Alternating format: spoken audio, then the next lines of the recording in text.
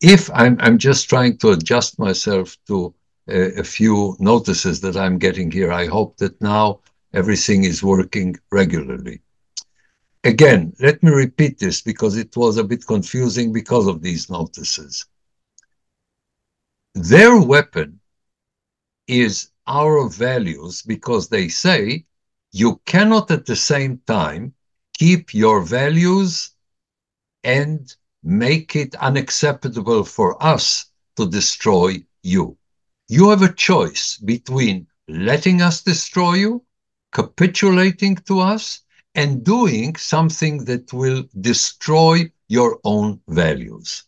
And if you decide to be effective against our aggression on you, you will get up one day and you will say, what happened to us? We are not what we wanted to be.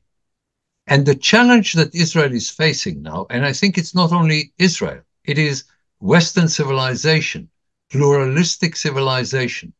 The challenge is, at the same time, to hit them so hard that they will think not only twice, but 10 times before they do it again, while we stick with our values, regardless what they tell us about our values, this we can simply completely disregard, and what our best friends are telling us about our values, which is more difficult to dismiss, but we must dismiss. Let me be more specific. For a very long time, Israel abandoned its approach saying, when we are threatened, we will attack. We adopted a defensive approach, saying, as long as they don't attack us, we will not respond to them. In Hebrew, sheket yaneh b'sheket. Tranquility will be responded to with tranquility. And this is very good when it comes to regular armies, because what are we saying? We are saying, from an Israeli point of view, extending the periods of no confrontation between one war and another, if we must be in war, is the ultimate objective of our deterrence force. We want to space out wars. We need the time between confrontations to build our society, to have a stronger economy and to have a more diverse culture and to have a better health service and a more advanced science and everything a civilized society, a constructive society is all about. This is what we have been doing here for more than 100 years. And if they are arming on the other side, we will use the time better. So when we come to the battlefield, if they will force us to come to the battlefield, we will use the time better than they will. And the difference of power in our favor will be bigger than in the previous war. And it worked. And today, throughout the Arab world, there is the understanding that if you confront Israel in the battlefield, you will be defeated. Let me just give you one example that you could find interesting. President Sisi, speaking to the officers of his army and to top people in his regime, and he says to them, on a day commemorating the Yom Kippur War, he says to them, you, the soldiers of the Egyptian army, were the greatest heroes because you confronted Israel. Now, what Sisi says is, in the Yom Kippur War, you Egyptian soldiers were the greatest heroes because you dared to confront Israel. After all, Israel is a Fiat. Egypt and the Arabs are a Fiat, and the Israelis are a Mercedes. Who even tries to challenge a Mercedes? Israel is so strong that the very fact that you challenged Israel shows what great heroes you are, but he is indirectly saying you don't stand a chance anyway. And you can keep peace in the Middle East as long as people are afraid of you. Later, you can be very nice. You can be very polite. But in the Middle East, if somebody is not afraid of you, you should be afraid of them. The whole concept of pluralism is alien to the political culture of this region. So with regular armies, it worked very well. But what happened, particularly over the last decades, is that even non-state actors and small radical forces could very easily acquire a way where they can get the battle out of the battlefield. They can get the war out of the battlefield because they shoot from inside their children's homes into Israeli children, bypassing the Israeli army, because means that were available only to superpowers until 2010 or 20 years ago are now available in the supermarket. What only superpowers had, now you can get in the supermarket. Even the backward primitive Yemenis can have ballistic missiles and shoot them against Israel. Everybody can buy everything you need in order to build a missile in your garage. You can buy it in the supermarket or in your pharmacy or when you have fertilizers. And every radical group can put these missiles in their schools, in their mosques, in their hospitals, in their children's rooms, fire them against the Israeli civilian population, have huge numbers of these missiles. In Lebanon, Hezbollah has approximately 150,000 of them. So they bypass the Israeli army. And what they say is the following: we will kill your children. If you will respond, you will kill our children. So you don't want to kill our children, but we want you to kill our children because it makes great pictures. Now, I'm not speaking about the attitude of a father and a mother to her children. I'm speaking about the national attitude, the attitude of the political leadership that these people have elected and support. And this political leadership that speaks in their name says the Israelis cannot respond effectively when we kill their children, so either we kill their children and they don't respond, or they have to kill our children. So our number one weapon is the values of the Jews, and they don't speak of Israelis, they speak about Jews, the values of the Jews that don't want to kill children, and because they don't want to kill Arab children, we will win over them by killing Jewish children. Because we will start a war in a barbaric way, the Israelis will respond, we will hide among our children in our schools, in our hospitals, underground, under UN facilities, under our mosques, and then the Israelis will either be not able to hit us because they don't want to hit all these institutions, or they will do it, and then there will be pressure from Europe and from the United States and from everybody around the world. Stop the Israelis, they're killing children. So this is the weapon. And the challenge is to show them that we can hit them and we can kill thousands of them, of the terrorists. We have already killed more than 10,000 terrorists in the Gaza Strip, and we're still going on, and I hope we will continue to kill them because this is the only way you can deal with them, kill them.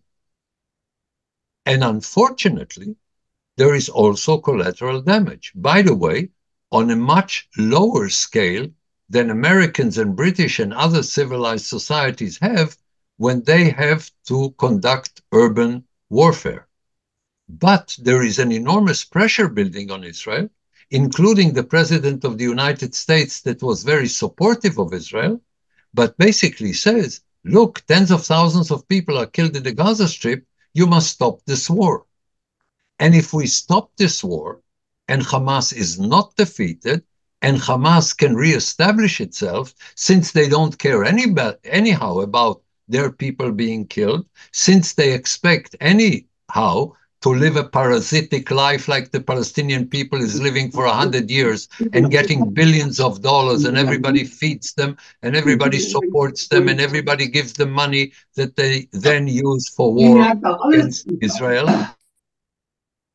So they say we can take it for as long as it is necessary, and the Israelis can't take it, so they must capitulate. And then we will come back to Gaza.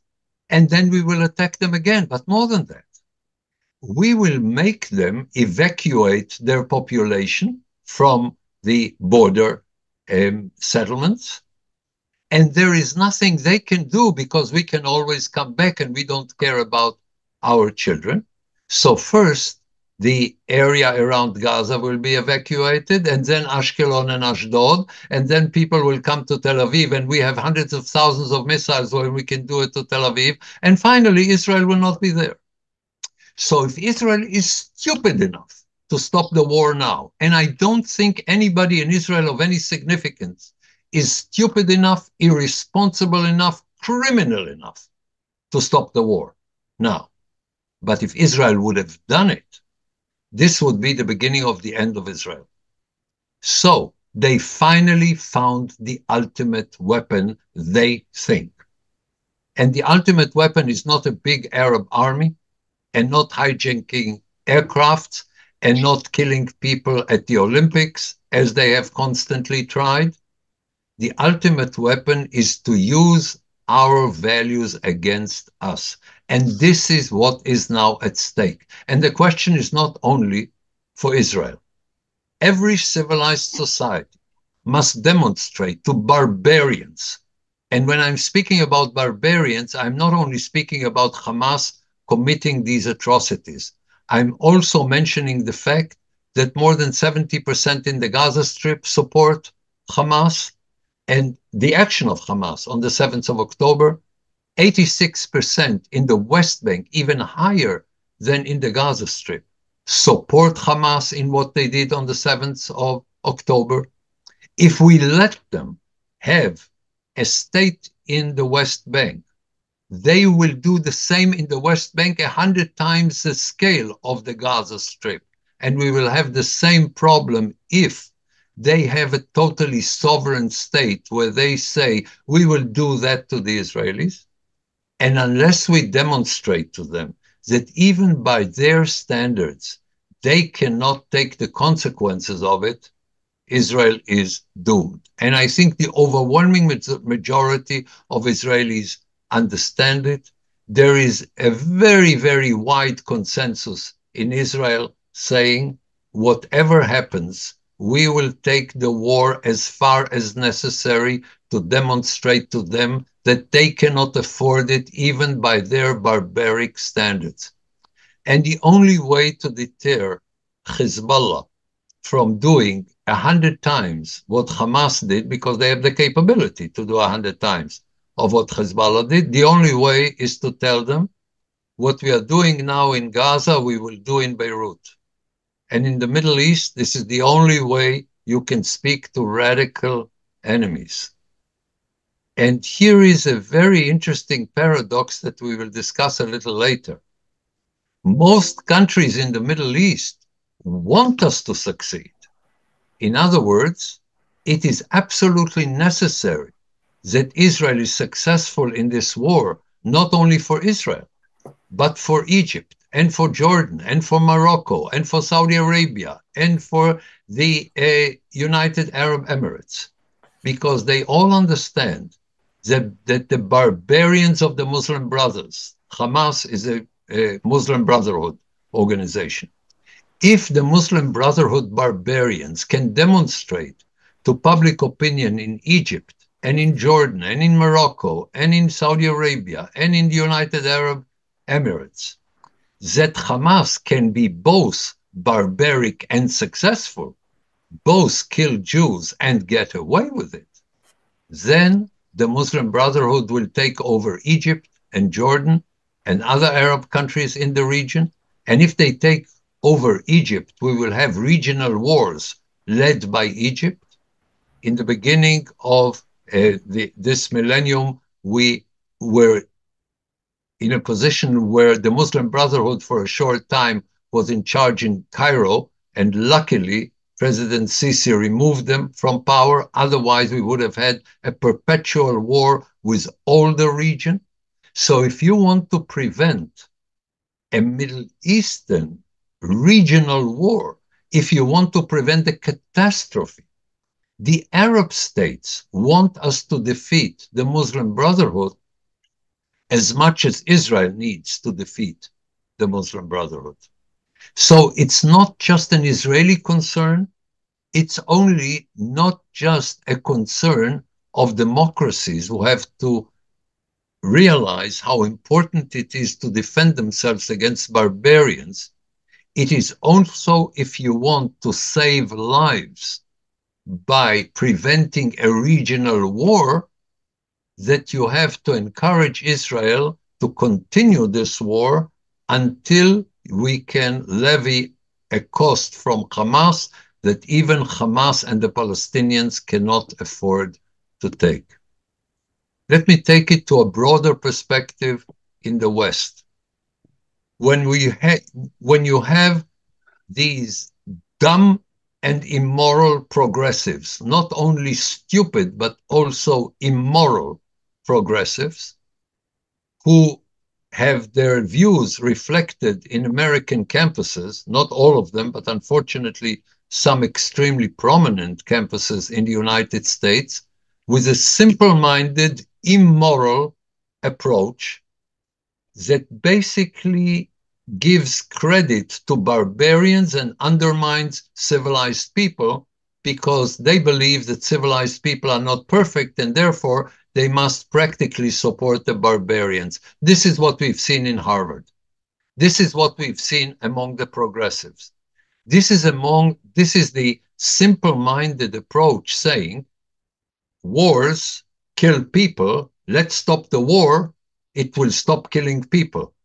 If you're so narrow and stupid, you should be an academic in some excellent American universities. Let me give you an example. Say somebody would have approached the Allies in 1943 and said, stop the war. So many hundreds of thousands, perhaps millions of people will not die. It's a good idea. Stop the war. What would the result be? We would live under Hitler and Stalin, because the war was necessary to break Hitler. And without war, you can't break them. And being nice doesn't help. Take another approach, even more stupid and immoral. Let us prevent war at all costs. This is what we did in 1938. We prevented war in Munich, and no war, no people killed. So no war, no 100,000 people killed, 60 million people killed. If you're so narrow-minded, so stupid, so progressive, so immoral, that you don't understand that war is a terrible thing, but not the worst thing. The worst thing is capitulation of civilized people to barbarians. In order to prevent it, you must also sometimes go to war. So, can there be a discussion, and should there be a discussion, about what means of war, how long the war, what do you do, what don't you do, how do you make it better in this way or another? Yes, this is all a not only legitimate but necessary discussion in a civilized society. It should be held in an open way. I'm very strongly for it. But if you don't understand that making the cost of war for the radicals impossible to bear is absolutely necessary for civilized life to continue, you don't understand what this war is all about. And when you legitimize the barbarians who go out in the street and shout "Free Palestine" and pretend to have a humanitarian objective, they don't even know what humanitarian is. When in Syria, hundreds of thousands of people were butchered for no reason whatsoever, civilians targeted, towns destroyed, They didn't go out in the streets because it was not about killing Jews. Suddenly, these people go out in the streets and have learned to speak in humanitarian language, bringing up values that they don't even understand, let alone support. So if you take these Palestinians who come out and chant from the river to the sea, Palestine will be free, and you give them credit for anything except being barbarian, and their European supporters a credit for anything but being stupid, then we have a major problem in Western societies. And this translates inevitably into anti-Semitism. The anti-Semitism is not just the ancient inclination to blame the Jews for practically everything. It is also a reflection of the people on the extreme left completely losing their value orientation, their value compass. Because when you blame it on Israel, when it is being attacked by barbarians, you blame it for defending itself, which is basically what these people are doing. Again, you are either stupid or supporting the barbarians or both at the same time. And when Jews begin to understand that they're being targeted with a combination of not only what happened in the extreme right, we have already learned to defend ourselves from the extreme right, now we're getting it from the extreme left. And it is combined. By the way, I'm delighted to see the Times Magazine understood it, and the latest cover, I haven't read the article yet, but at least the cover indicates that in Time Magazine, some people understood this difficulty and are trying to deal with it. Let me mention very shortly something that deserves a separate discussion. The worst enemy of healthy nationalism is fascism. The worst enemy of liberalism is progressivism, because there is the danger that healthy nationalism will deteriorate into fascism, and therefore we should be very careful. And there is a danger that liberalism will deteriorate into progressivism, and by that become anti-liberal.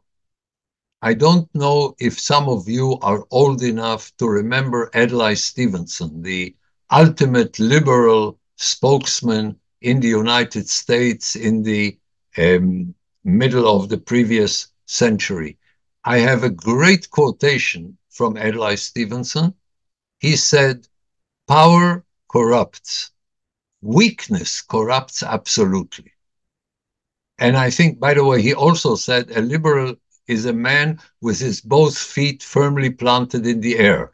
But this I don't like, because the liberals I can trust. I mean, I am a liberal in that sense, that before the progressives distorted liberalism, I think liberalism is the best thing that you can possibly hope for.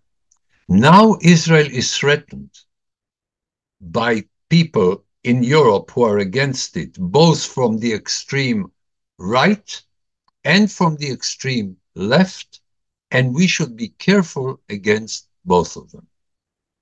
This is concerning the significance of this war.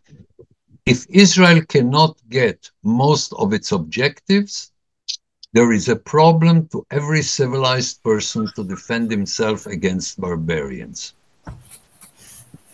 The second point I'd like to make is, why did we fail? And let's face it, we failed terribly on October 7th. We failed both on the intelligence level and on the operational level. We didn't know what was coming, and we were not prepared for what came. Let me try to explain why. We did not understand to the full extent, and this is something that I've tried to tell all top people in Israel for decades, and I failed miserably.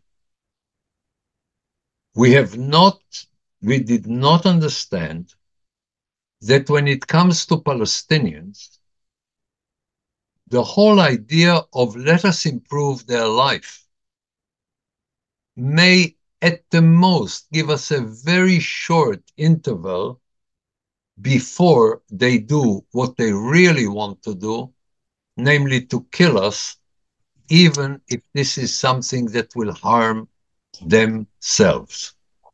If you look at 100 years of Palestinian history, you will see that the idea of destroying the Jews is the dominant motivation for their national movement.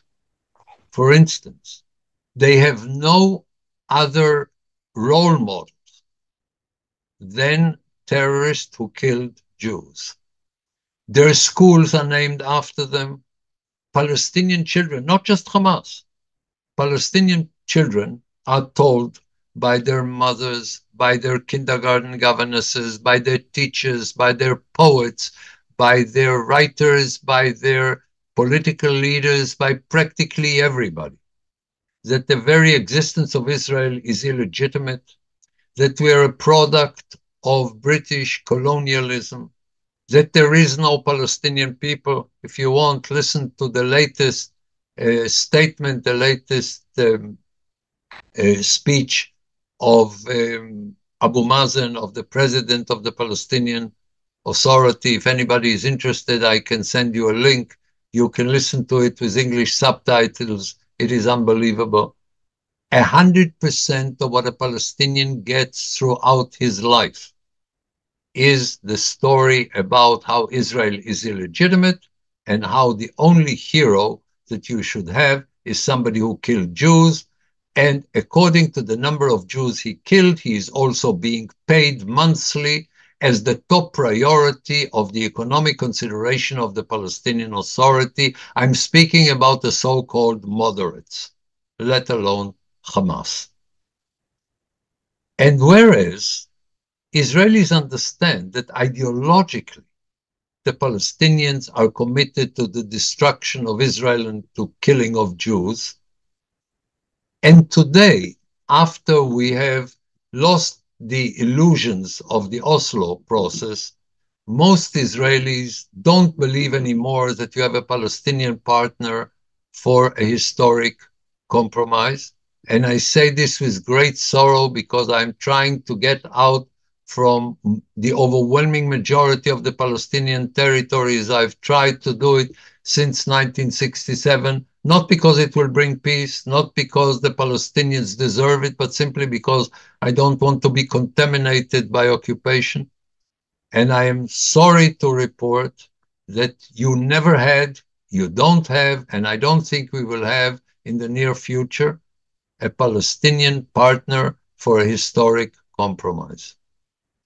And when it came to Hamas, when I spoke to the top people in the Israeli government of all parties, in the army, in the intelligence community, they told me, yes, you're right, they want to kill each and every one of us, but A, it will hurt them, so they will not do it, and B, we can improve their quality of life, and then we will have a long-term arrangement, even if they continue ideologically to want to kill us.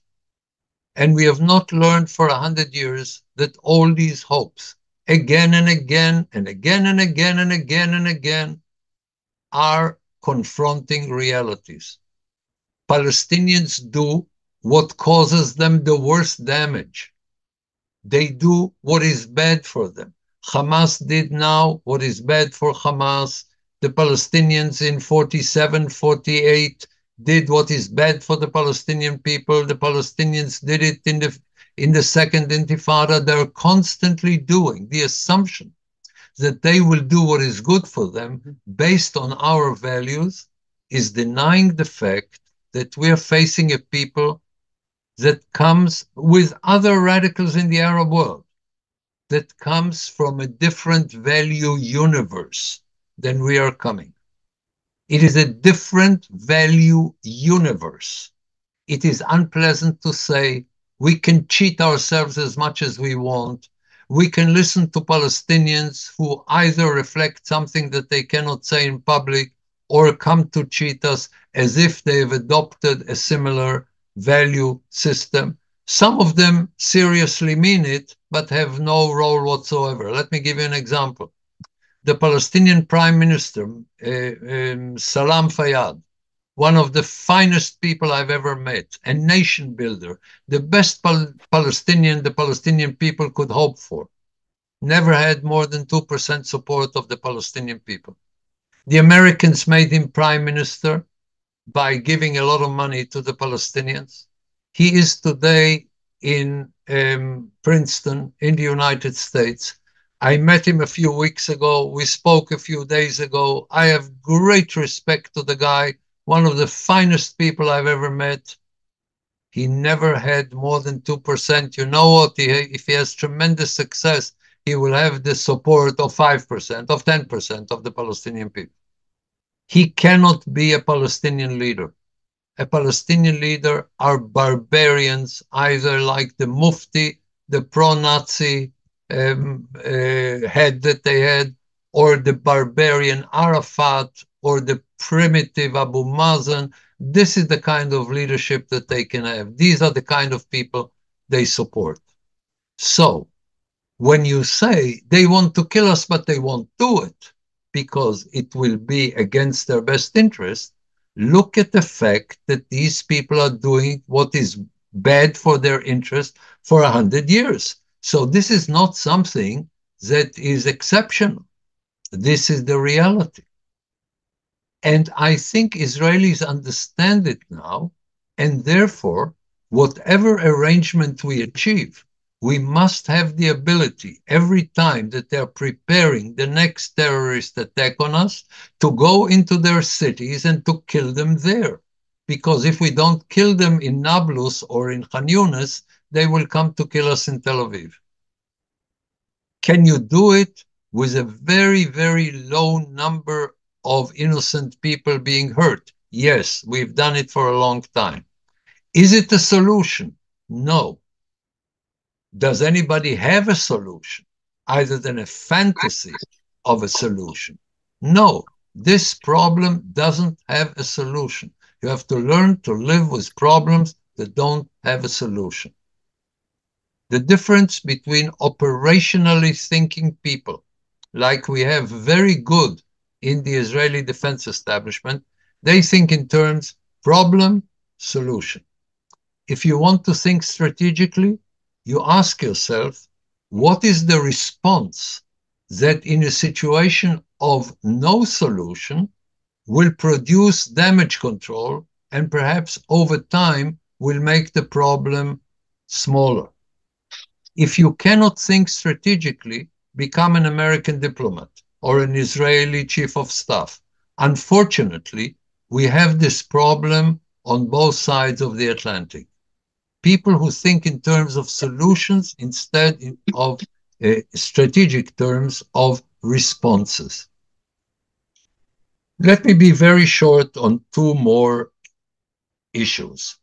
What do we need to do, and what will probably be the outcome? And then I'll open the floor for questions, comments. I hope I have provoked enough people of you so that I can have some very sharp comments. I enjoy having them. What does Israel need to do? A, to continue the war in Gaza very carefully in Rafah, but we must continue there in order to kill more terrorists, in order to deny the Hamas any safe haven. He cannot have any place where he has immunity. If he has immunity, he won. So we need to destroy them. Can we destroy them completely? No. Can we destroy the idea? No. Can we support the support of can we destroy the support of the Palestinian people for the barbarism of Hamas? No. But can we kill more than the 10,000 that we have already killed of his terrorists? Yes. And can we undermine in a very deep way its military structure. Yes. And later we need to adopt in the Gaza Strip Nochmal? a system where Ja, wird you besser. have Ich gehe eine Runde a spazieren. Hier. parameter along the border where Im Israel Park. does not allow anybody to enter, because otherwise the people living along the Gaza Strip will not come back to their settlements. We have to defend them, and we have to be in a position where if we know that they are building missiles in Khan Yunis, we will go into Khan Yunis and destroy the factory, because nobody else will do it. Only Israel. Nobody else will do it. And we will do it. In Lebanon, we must push the Hezbollah off the Israeli border so that the tens of thousands of Israelis who had to leave their towns and their kibbutzim and their villages will be able to come back. I don't think we should initiate an all-out war with Hezbollah, but I think we must risk an all-out war with Hezbollah, because the only way to do it is to do it by military action. If the Americans and the French come up with a diplomatic solution, I will be delighted. But the chances of it are very small. If we don't break their neck, we have already started doing it, it will not happen. So this is what needs to be done, and I think that this is what is being done. Concerning the longer perspective, let me put the question in Yiddish, was wird sein der Sof? In other words, where are we going to? I would not accept the American pressure to outline what they call the day after final objective, because the chances of getting anything we want is very small. Let me put it this way. Americans that have always failed systematically since the 1970s went to Iraq with a very clear end game. Let us bring democracy to Iraq. Then they went to Afghanistan to bring women's rights to Afghanistan. And I think the realism of Iraqi democracy, Afghani women's rights, and Palestinian peace are more or less the same. Unless you have a very developed sense of humor, don't give us this joke. Okay? What will happen? I think what will happen is exactly what happened in the last 100 years. On the one hand, Israel has radical enemies that will not stop, and we will probably have them for the next 100 years. If you want to fantasize about peace, become a poet. Don't deal in strategic realities. But while we have radicals trying to kill us, every decade, our life in Israel is better than in the previous decade. So we must be doing something good. And let me put it this way. I think a Jew in Israel is much safer than he is in Germany or in the United States or anywhere else in the world. Again, at least here, we can defend ourselves.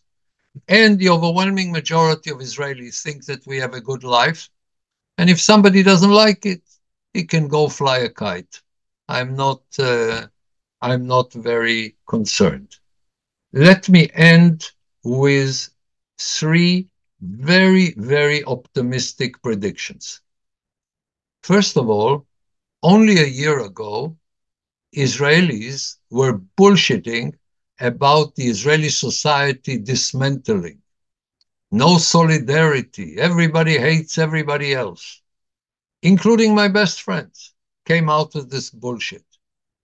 I think we have now a situation which is extremely heartwarming, because Israel is conducting this war quite well. I would give it a grade of 8 out of 10, without a functioning government. The Israeli society is so strong that we can function in a war without a government. What we have is not functioning, but the Israeli society is so strong that it is heartwarming and wonderful to see how all the bullshit about no solidarity among Israelis and everybody hates everybody else. We are an unpleasant people. I think we can admit it here in the Deutsch-Israelische Gesellschaft to say, die Juden sind ein kleines, aber ein mieses Volk. Okay, unpleasant, but it reminds me of a dumb film that I've seen only because it was on an airplane. I would never go to such a film, but I can't read and I can't sleep on airplanes, so I saw this idiotic film, but it had one treasure of one sentence. A mother says to her daughter, "You know I love you, but I don't like you." When I think about the Israeli people, I don't like them, but I love them. And I think that this is reflected in the way we treat each other.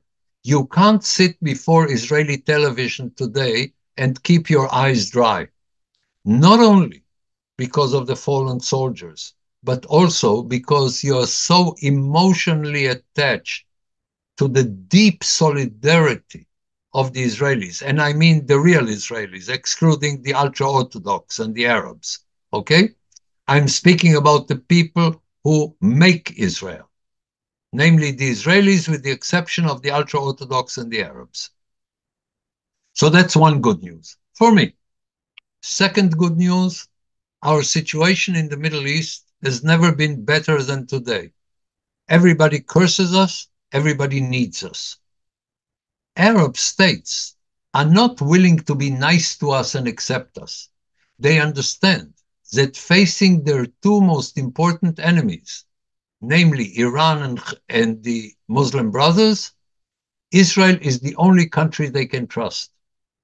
America is infinitely stronger, but Israel is infinitely more dependable.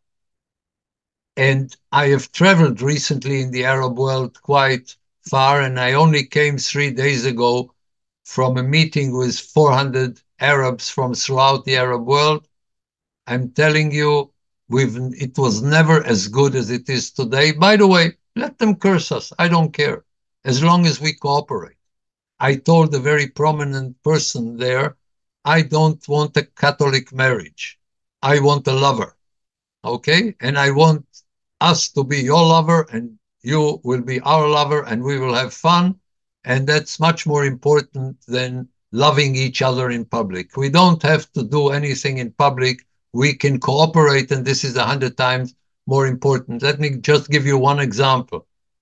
An aircraft of the Royal Saudi Arabian Air Force shot down a Houthi missile on its way to Israel. To give only one example, and there are many more. The third thing concerns the international arena. The United Nations hates us. Okay. The anti-Semites hate us. Okay. The progressives hate us as much as the fascists. Unpleasant, but not terrible. When it comes to the United States, the support the United States gives to Israel is not primarily because we are lovable. It is primarily because we're the most important power in the Middle East. And if the United States wants to leave for China, as they should, they can leave the Middle East in the hands of Egypt, Saudi Arabia, and Israel, but primarily Israel. Israel is the linchpin of it. And if you think that the American support comes from love, I don't think you understand American strategic considerations. Germany has improved its relations to Israel dramatically. I came to Germany twice after the war for 5 days each. I spoke to 43 members of the Bundestag, and I spoke in the Bundestag. I met practically everybody in Germany worth meeting, from the BND and the Verfassungsschutz and the Foreign Ministry and the army and what have you. I have never had such a favorable and understanding approach to Israel criticism. Yes, okay. But a deep understanding of Israel of the kind I have never seen in Germany before. So again, let me perhaps conclude by saying this. If we want to be depressed, who am I to deprive the Jews of their supreme joy of feeling bad? A Jew cannot feel good unless he feels bad. It is a problem, a genetic problem that we have as a people, and it's okay. I mean, people enjoy expecting catastrophes. Okay. But beyond that, can we cope with our problems? Definitely, yes. Are they big problems? Yes. Can we cope with them? Yes, very well. At least my understanding is we are coping with them quite well. It could be done better if everybody listened to my advice, but with this caveat, I think it is basically going well. Let me end with a joke that some of you may have already heard me say. It bores me. It's not a funny joke, but I think it is extremely reflective of our situation. The story is that one day God Almighty was sick and tired of the Jewish people. No, I'm sorry, not of the Jewish people, of the human race, and decided to obliterate the human race and to bring a flood, but a real flood. No Noah, no ark, no olive branch, nothing. Just comme il faut, wie es sich gehört, a flood that will kill everything. And he calls to him the leaders of the three monotheistic religions, and he says to them, go to your people and tell them that in 2 weeks everything is over. So the Christian comes to his people and he says, we have sinned, let us pray, let us do good things, good deeds, maybe the Lord will reconsider. The Muslim says, it's not us, it's Zionism, it's the occupation, it's colonialism, and we were perfect. And the Jew comes to his people and say, guys, we have 2 weeks to learn how to live underwater. I think that this reflects Israel more than anything else. Let me now open the floor for any kind of comments or questions, and I'll be delighted to respond.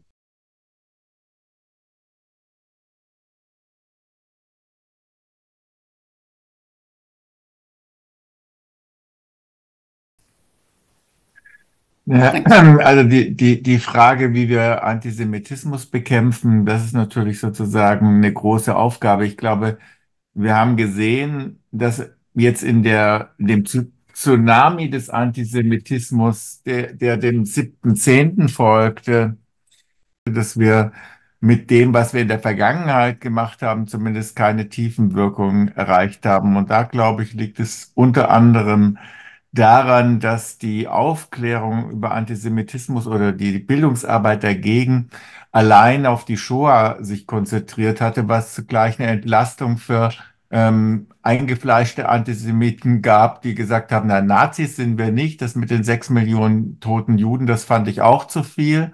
Aber hinter allem stecken schon die Juden, und was die in Israel machen mit den Palästinensern, das erinnert mich an das, was meine Vorfahren mit den Juden gemacht haben, und so. Und diese ganzen Dinge haben wir letztendlich nicht richtig attackiert, weil wir uns nur konzentriert haben auf die Shoah und allenfalls zurückgegangen sind bis zur Antisemitenliga von Wilhelm Marr im 19. Jahrhundert und dabei völlig beiseite gelassen haben, dass wir eine antijudaistisch geprägte Kultur haben, die eigentlich 2000 Jahre Geschichte hat, eines bestimmten Narrativs, das sich immer wieder aktualisiert und modernisiert hat.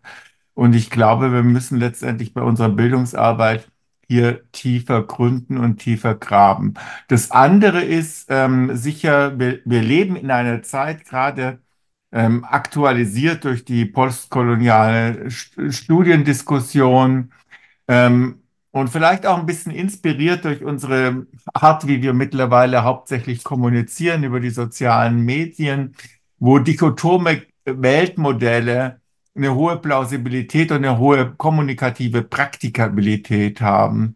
Und da wird dann eben gesucht, schwarz-weiß, Israel Kolonisierer, die armen Palästinenser, die Kolonisierten. Und da wird versucht, die ganze Geschichte auf diese Dinge zu reduzieren. Wir haben es gerade letzten Wochenende wieder gesehen bei der Berlinale. Man schafft es, den Gaza-Krieg völlig zu isolieren von seinem Anlass, nämlich dem 7.10. und sagt dann, ach, wie schrecklich, warum hat der Angriff Israels auf Gaza fiel da zum Teil als Wort, als ob der 7.10. überhaupt nicht stattgefunden hätte. Und es existieren ja mittlerweile sogar Verschwörungstheorien wie beim 9/11, dass Israel oder die Netanyahu-Regierung oder welcher Finsterling auch immer hinter dem 7.10. stehen und die Hamas das gar nicht gewesen sei, weil man sagt, die Israelis sind so übermächtig, deshalb konnte sowas das mit dem 7.10. gar nicht geschehen. Das hätten sie, wenn sie es nicht zugelassen hätten. Das zeigt dieses ganze antisemitische Syndrom und wir, denke ich, als deutsch-israelische Gesellschaft oder auch als Individuen, als DEG-Mitglieder haben eine doppelte Aufgabe. Einerseits diese generelle Aufklärung einzufordern und anzustreben und andererseits aber jetzt in der aktuellen Situation wirklich deutlich zu machen, Israel hat ein Selbstverteidigungsrecht und wenn es ein Selbstverteidigungsrecht hat, das es im Rahmen des humanitären Völkerrechts ausüben muss, kann das nicht heißen, dass die Hamas sich hinter dem humanitären Völkerrecht verstecken kann. Und da müssen wir auch in die offene Auseinandersetzung hingehen, bis hin zu meiner Außenministerin, die wie ich der Partei Die Grünen angehört und die dann sagt, wenn Israel nach Rafah reingeht und sagt, man muss die Zivilisten dort evakuieren, bevor die militärischen Operationen sich intensivieren, dann sei das Vertreibung. Ja, wenn Israel die Leute nicht evakuieren kann und wenn Israel ein Selbstverteidigungsrecht hat, was heißt das Selbstverteidigungsrecht denn dann, wenn es zulässig ist, dass die Hamas-Terroristen sich in der zivilen Bevölkerung verstecken und da untertauchen können und dadurch unangreifbar werden? Das heißt nichts anderes als, dass man hinnimmt, dass Israel sich gefallen lassen soll, dass der 7.10. sich beliebig wieder oft wiederholt. Und das war übrigens das Gleiche, was die viel in jetzt Kommentarspalten gelobte Berlinale Geschäftsführerin gesagt hatte, als Eingangsstatement, bevor die ganzen unsäglichen Statements kamen, hat sie gesagt, ja, Hamas, schlimmer Angriff, muss man verurteilen. Geiseln müssen endlich freigelassen werden. Israel soll sich ans humanitäre Völkerrecht im Gazastreifen halten. Würde ich sagen, alle drei Punkte kann ich voll zustimmen. Und dann sagt sie, und deshalb müssen die Waffen schweigen. Und da hört es eben auf, weil das heißt, die Hamas-Leute kommen davon, weil sie sich in der Zivilbevölkerung versteckt haben und weil sie Geiseln genommen haben. Und da kommt genau das rein, was Dan vorhin gesagt hatte. Sie versuchen uns mit unseren humanitären Werten letztendlich in die Niederlage und in die Kapitulation vor der Barbarei und dem Terrorismus zu bringen. Und deshalb würde ich auch das Wording, obwohl ich verstehe, dass man ein bisschen erstmal erschrickt, ähm, auf die Hamas bezogen von den ausdrücklich unterschreiben. Was die Hamas am 7.10. gemacht hat, war Barbarei. Es war nicht nur ein Angriff auf Zivilisten, was schon hinreichender Verletzung jedes Rechts im Krieg wäre, sondern es war in seiner Grausamkeit und sinnlosen Brutalität einfach durch nichts zu überbieten. Kinder zu köpfen, Frauen vor ihren Familie zu vergewaltigen, mit allem Möglichen zu massakrieren, die Leichen zu schänden. Das hat doch nichts mit Kriegsführung zu tun, selbst wenn man das Ganze als militärische Auseinandersetzung nur betrachten würde. Und das ist schon Barbarei. Und das zielt ja auch darauf, dass wir so erschrecken und auf eine Dramatisierung letztendlich des israelischen Volkes. Und ich finde, da sollten wir schon den Mut haben, das so zu benennen, wie es einfach tatsächlich ist. Let me use this opportunity to say that I completely agree, not only with the substance, but also with the tone of what Volker Beck said, because I think it is exactly the focus where the struggle against anti-Semitism should go now. And I'm delighted to hear that you're doing the right thing on the subject. Thank you. You see, when it comes to anti-Semitism, logic doesn't really play a major role. When you want to hate somebody, you hate somebody, even if you have a very good reason not to. I mean, there are so many conflicting arguments about anti-Semitism. They say that Jews are responsible for capitalism and Jews are responsible for communism.